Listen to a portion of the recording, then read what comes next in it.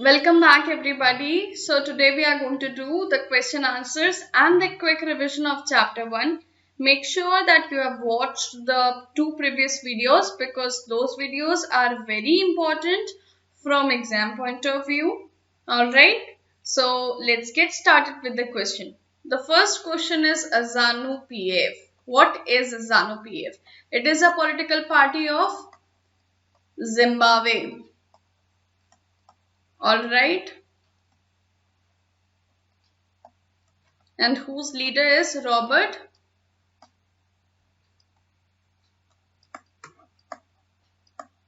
Mugabe. Alright, so ZANU PF was a prominent party when Zimbabwe attained independence in the year 1980. As it played an important role, it was invited to form the government.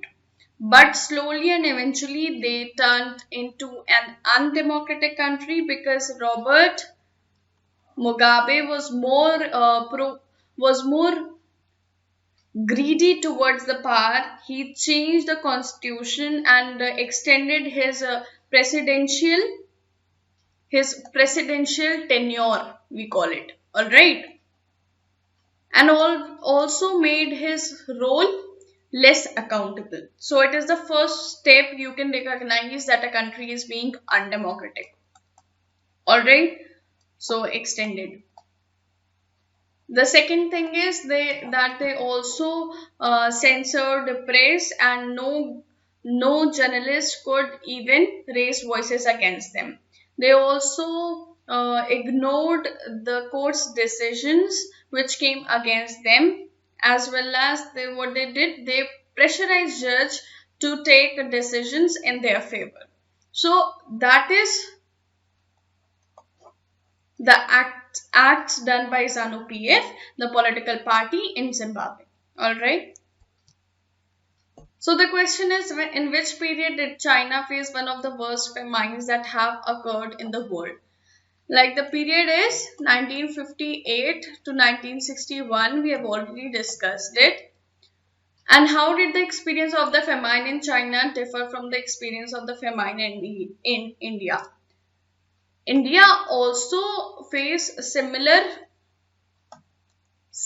repercussions, but those were they they did not face the worst of famines. All right, they also suffered from shortage of food, but because there was a democracy in India,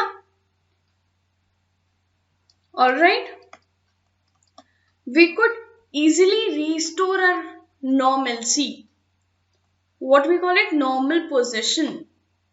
Alright, because our government was accountable, we could ask questions related to shortage of food and why is it happening, and the government made policy decisions. So we did not have to face the worst of the repercussions.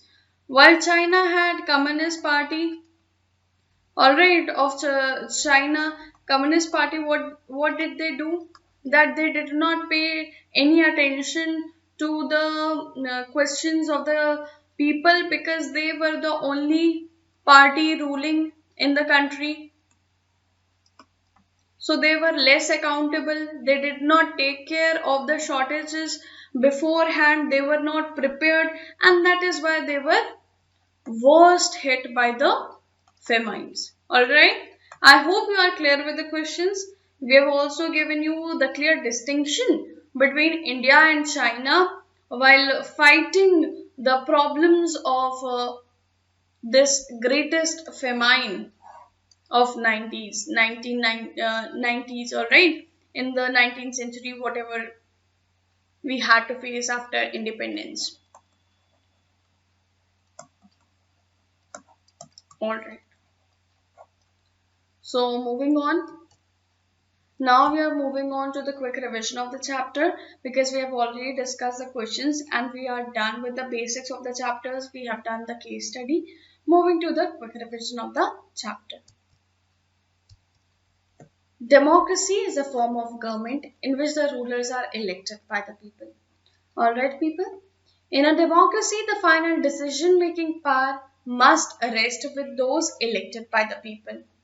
Alright, we have done this. Democracy must be based on a free and fair elections, while those currently in power must have a fair chance of losing. Alright, equality of representation should also be there. Alright.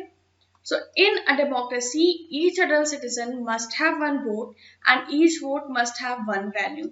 We had studied the case of Fiji, alright, where indigenous Fiji had more value to their vote than the Indian Fijians. Alright, so there was discrimination being done in Fiji, but what we have to do as a democracy, that we don't have to give different values to one vote, equal values should be given to every vote. A democratic government rules within limits set by constitutional law and citizens' right. So, a democratic country has to run with accordance to the laws written in their constitution. Democracy provides a method to deal with differences and conflicts. So, violence is not an option over here. We get to the consensus with the help of discussions, debates, and deliberations. Alright?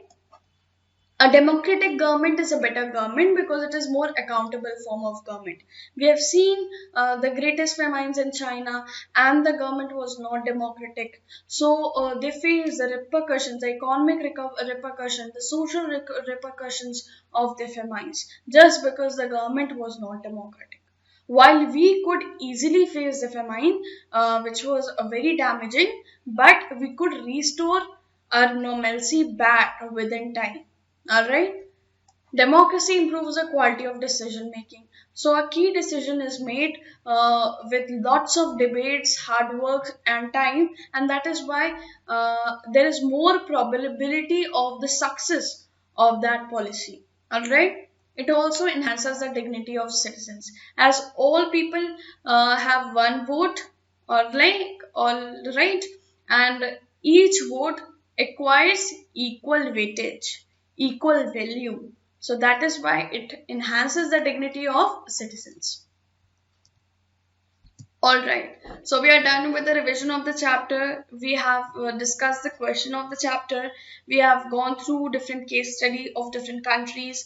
We have gone through the case study of famine of China, which was devastating, and how we Indians could manage ourselves in those time-tested disasters and those time tested movements. We could manage ourselves better just because of the presence of democracy.